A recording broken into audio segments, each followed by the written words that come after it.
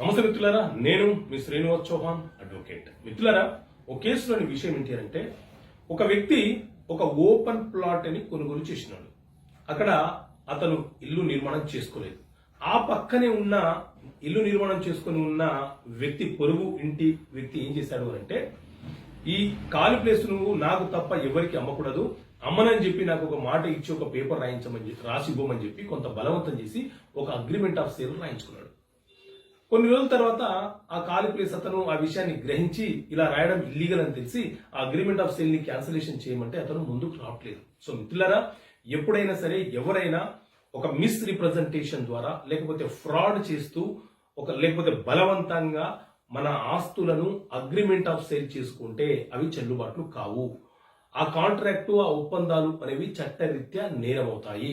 ఎవరైనా ఆ రకంగా మనతో అగ్రిమెంట్ చేసుకుంటే మీరు న్యాయస్థానంలో దాన్ని cancellation, suit for cancellation of agreement of sale so and so document అని చెప్పి మనం న్యాయస్థానంలో కేసు ఫైల్ చేసి వాటిని రద్దుపరచాలి. లేకపోతే వాళ్ళే మన మీద స్పెసిఫిక్ పర్ఫార్మెన్స్ అనే కేసు ఫైల్ చేసి మన ఆస్తిని రిజిస్ట్రేషన్ చేయడానికి రావటం లేదని మన మీద కేసు ఫైల్ చేసి మనల్ని ఇబ్బంది పెట్టే ప్రమాదం ఉంటుంది.